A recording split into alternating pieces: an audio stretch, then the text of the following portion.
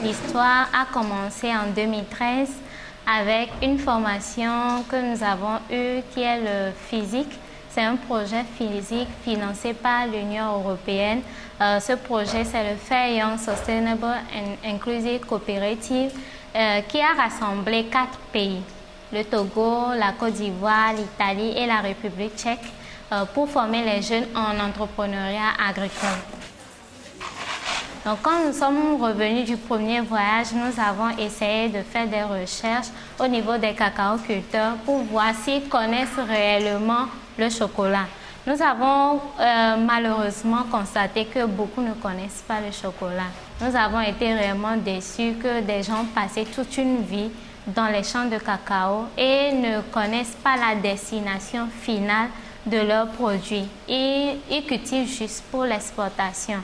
Donc c'est de là l'idée nous est venue que pourquoi ne pas transformer le cacao vu que nous avons trouvé la technique.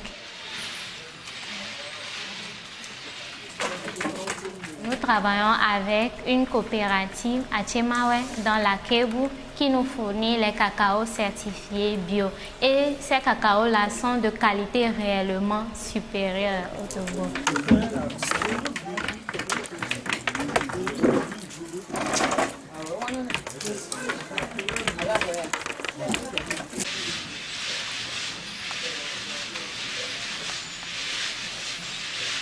Mon rôle principal, c'est de faire le suivi, le contrôle qualité des produits, c'est-à-dire de garantir la sécurité sanitaire des produits afin qu'au niveau du consommateur, il n'y ait pas de soucis de santé, etc. Donc le second volet aussi, c'est de mettre en place un système de sécurité alimentaire qu'on appelle HACCP, qui nous permet de garantir qu'à la fin du processus, le produit que le consommateur trouve sur le marché est un produit de qualité. Nous travaillons aussi et nous faisons d'abord une première transformation à Palimé et une seconde transformation ici. La première transformation à Palimé, c'est pour être beaucoup plus proche de la matière première et des femmes, des jeunes filles que nous voulons aider avec notre chocolaterie aussi. Parce que nous voulons pouvoir de l'emploi au maximum de personnes. Et les personnes qui sont vraiment vulnérables, ce sont les femmes, les jeunes filles, les cacaoculteurs. Aujourd'hui, nous avons près de 50 femmes qui viennent pendant les saisons de campagne de décortiquage pour travailler avec nous, pour décortiquer les fèves et ils sont payés d'une manière journalière.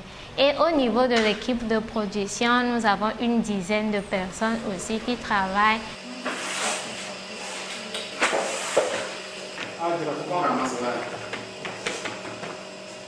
Nathalie, c'est non seulement notre responsable production, notre secrétaire, mais c'est aussi un pilier de la coopérative.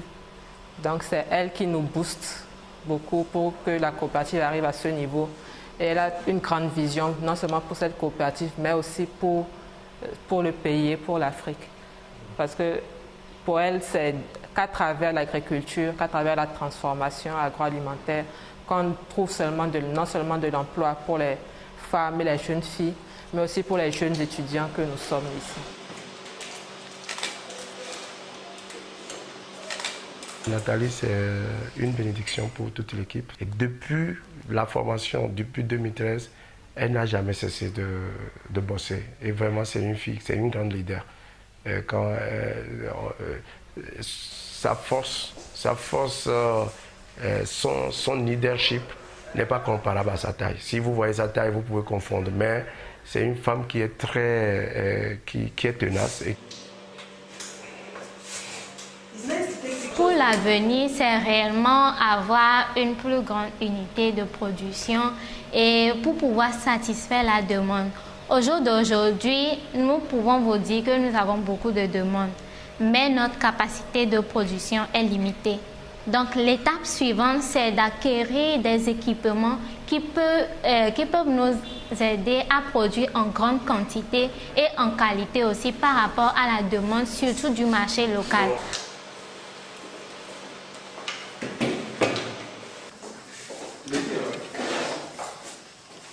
L'entrepreneuriat, c'est une bonne chose.